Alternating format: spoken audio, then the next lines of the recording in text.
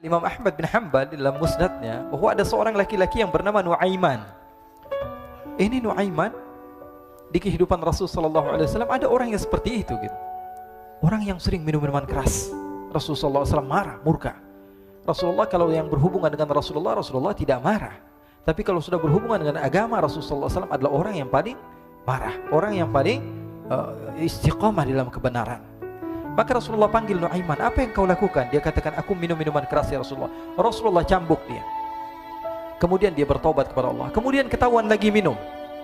Kemudian dicambuk lagi oleh Rasulullah SAW, sehingga sebagian sahabat memukul dia dengan pukulan yang banyak. Sehingga apa yang berlaku? Sebagian sahabat mengatakan, la'natullahi ala Nuaiman. Semoga Allah melaknat Nuaiman. Dia mempermainkan Rasulullah. Dia bilang sudah mau taubat tapi minum lagi. Dia bilang sudah mau taubat tapi minum lagi. Maka Rasulullah SAW mengatakan, la tal'anuh fa innahu yuhibbullah wa rasulah. Kata Rasulullah, jangan kamu laknat Nuaiman, karena dia itu cinta sama Allah, cinta sama Rasulnya. Dalam riwayat dia dicintai Allah dan dicintai oleh Rasulnya Muhammad sallallahu alaihi wasallam. Ibn Majah menceritakan bahwa Nuaiman ini pernah suatu waktu diajak oleh Sayyiduna Abu Bakar pergi ke negeri Syam. Negeri Syam itu di mana? Seperti yang diceritakan tadi, antara daerah Suriah, Lebanon, Yordania, kemudian Palestina. Daerah seperti itu.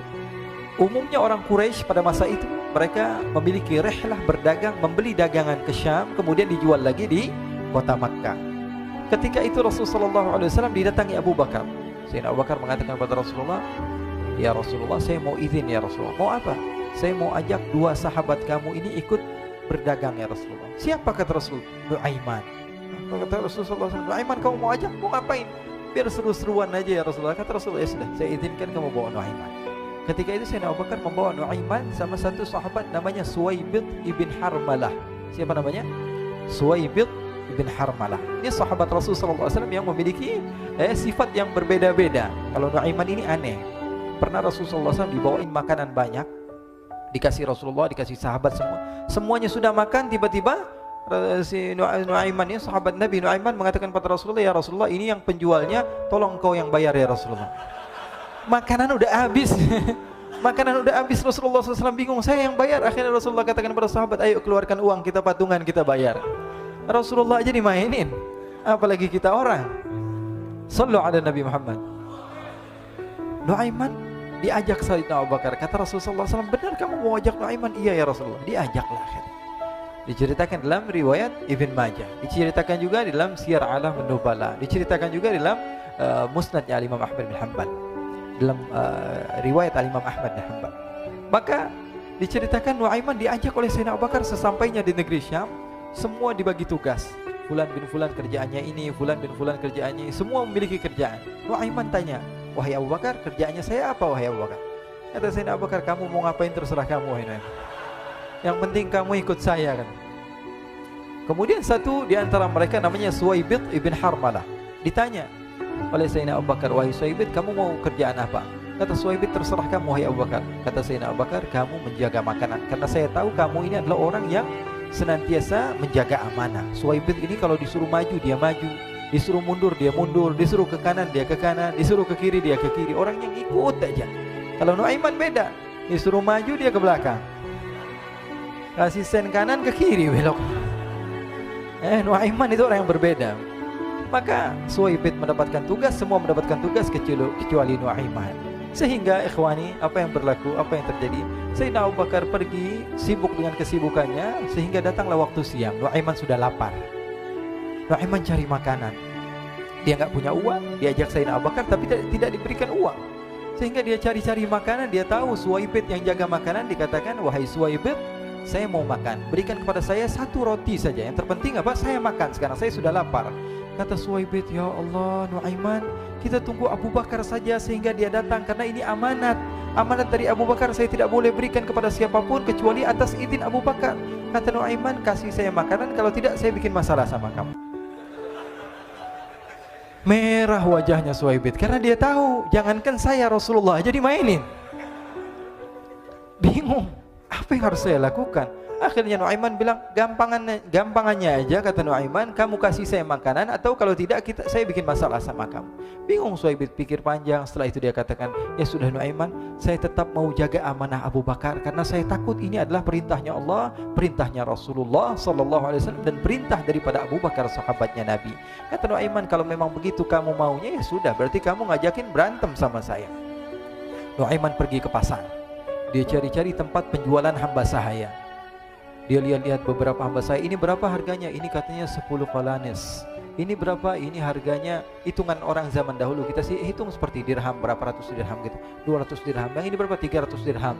Yang ini berapa harga hamba sahaya? 300 dirham. Harganya antara 300, 200 sampai 100. Kemudian Nuaiman mengatakan kepada penjual hamba sahaya tersebut, saya punya juga hamba sahaya, tapi saya jual cuma 20 dirham saja, murah. Katanya, apa benar ada hamba saya harganya segitu? Iya, karena dia punya aib, ada kekurangan. Apa? Nanti kalau kalian tangkap, dia bakalan teriak, saya ini bukan hamba sahaya tapi orang merdeka. Akhirnya semua orang berkumpul mau beli. Ini Nuaiman sama Nuaiman diajak ke Suhaib bin Harmalah tadi. Kata Nuaiman, itu ada orang yang berdiri sedang menjaga makanan, itu hamba sahaya saya, tangkap saja. Oh baik. Diberikan uang 20 dirham, dimasukkan oleh Nuaiman ke kantongnya. Kemudian Suhaib ditangkap. Ketika ditangkap, Suhaib teriak, saya bukan hamba saya orang merdeka. Maka orang-orang tersebut mengatakan, saya sudah tahu kekurangan kamu. Ini memang kekurangan kamu, memang kamu, tapi saya tidak perlu dengan bacot kamu, yang penting kerjanya kamu gitu. Ya kan hamba saya untuk apa? Untuk kerja. Mau dia ngomong apa, mau ngomel, terserah, yang penting dia mau kerja. Akhirnya ditangkaplah Suhaib dan dijual di pasar. Nuaiman punya uang banyak ini. Dia beli makanan, dia beli minuman, dia beli hadiah buat Rasulullah. Dia beli macam-macam di negeri Syam ini. Waktu itu adalah superpower, adidaya Romawi. Pada masa itu semua barang mahal, tapi Nuaiman banyak uangnya. Dia belanja ini, belanja itu, sehingga Sayyidina Abu Bakar pun pulang. Ketika Sayyidina Abu Bakar pulang, Sayyidina Abu Bakar cari, mana ini Suhaib? Kita semua sudah lapar. Kata Nuaiman dengan mudahnya dia mengatakan, sudah saya jual wahai Abu Bakar. Maka Sayyidina Abu Bakar bertanya, apa yang kau lakukan wahai Nuaiman? Diceritakan oleh Nuaiman dengan jujur. Nuaiman ini orangnya apa adanya, tapi nyusahin. Saya jual. Akhirnya dibawa oleh Nuaiman, Sayyidina Abu Bakar pergi kemana?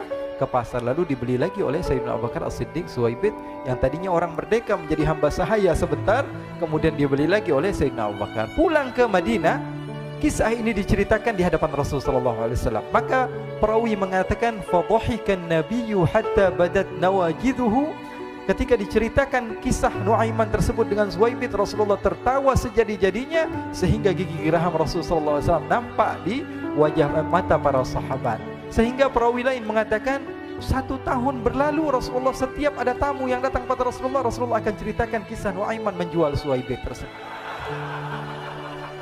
Jadi ada ikhwani, jangan kalian kira Rasulullah SAW itu hidup di satu masa sahabat-sahabatnya itu seperti ustadz-ustadz yang khusyuk, yang kayak Habib bin Anis ini banyak. Bahkan ikhwani, mungkin di akhir karena masanya sudah habis, pernah suatu waktu Rasulullah SAW didatangi asyraf, delegasi dari beberapa negara yang ingin mengenal apa itu agama Islam. Sehingga mereka datang ke rumah Rasulullah SAW membawa unta, kendaraan yang ketika itu kendaraan yang paling mahal mereka miliki. Itu untanya yang paling mewah. Diikat di depan rumah Rasulullah SAW. Tamunya pun masuk, duduk bersama Rasulullah SAW. Di depan rumah Rasulullah SAW ada beberapa sahabat. Ada Sayyiduna Hamzah. Kalian tahu Sayyidina Hamzah adalah orang yang pemberani. Ada Sayyiduna Umar. Kalian tahu Sayyidina Umar adalah orang yang pemberani. Ada Sayyiduna Ali bin Abi Thalib. Ada Sayyiduna Sa'ad bin Abi Waqqas. 4 sahabat ini lagi nongkrong gitu depan rumahnya Rasulullah SAW, berjaga sebelum Allah Subhanahu wa taala turunkan ayat wallahu ya'simuka minan nas. Ketika mereka sedang asyik duduk, tiba-tiba Nuaiman datang. Ini Nuaiman kalau datang pasti bikin sesuatu yang aneh. Bahkan dikatakan tidaklah Rasulullah SAW dalam keadaan bersedih, kecuali Nuaiman datang Rasulullah akan tersenyum. Jadi sebagian sahabat itu senang kalau sudah Nuaiman datang, pasti Rasulullah bahagia.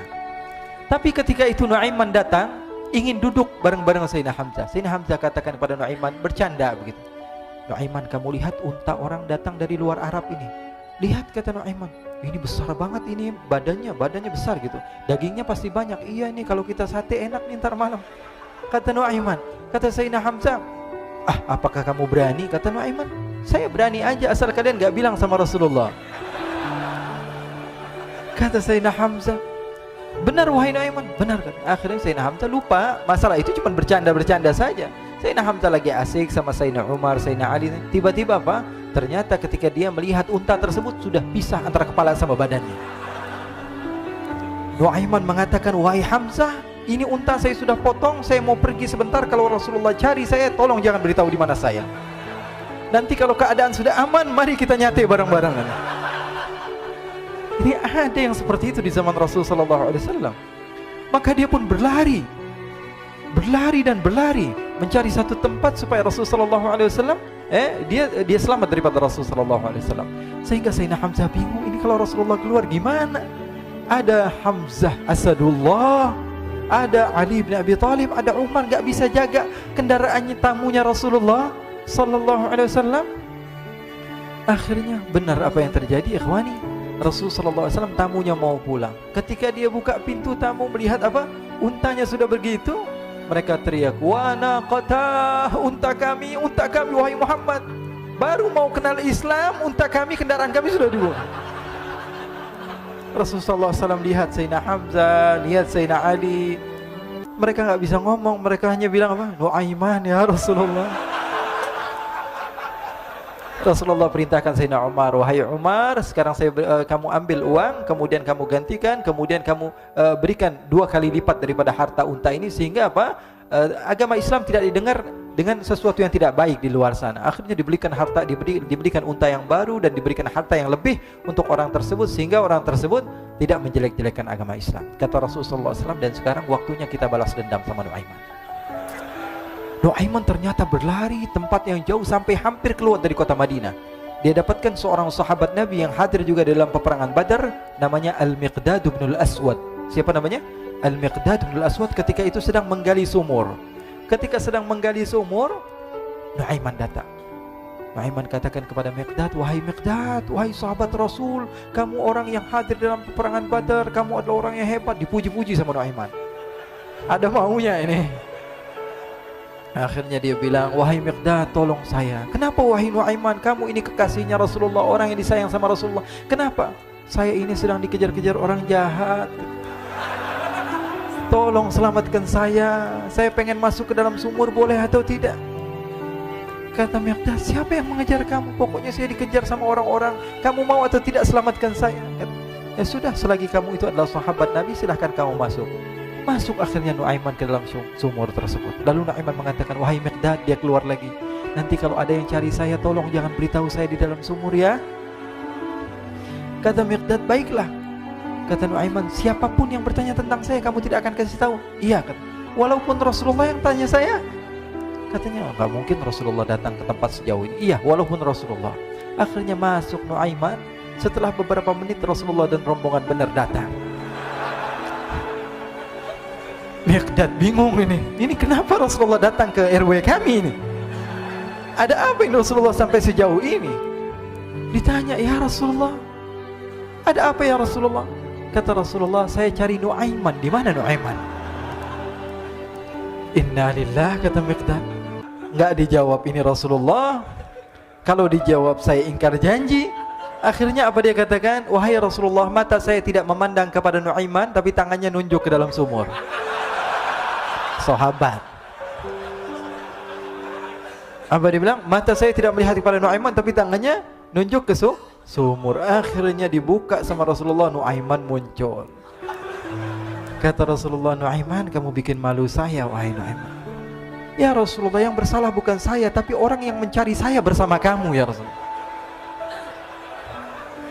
Akhirnya Rasulullah nengok, siapa? Ternyata Nuaiman sudah lari kabur. Sallu ala Nabi Muhammad. Kisah-kisah seperti ini sebenarnya banyak sekali ya. Ini menunjukkan kepada kita bahwa kehidupan Rasulullah itu begitu indah. Rasulullah SAW, kalau kamu mau menjadi orang yang baik, contoh Rasulullah. Mau menjadi bapak yang baik, contoh Rasulullah. Mau menjadi pemimpin peperangan yang baik, Rasulullah. Mau menjadi murid yang terbaik, contoh Rasulullah. Bagaimana akhlak Rasulullah. Mau menjadi suami yang baik, contoh Rasulullah. Dalam segala hal, apapun itu Rasulullah SAW adalah makhluk yang paling terbaik.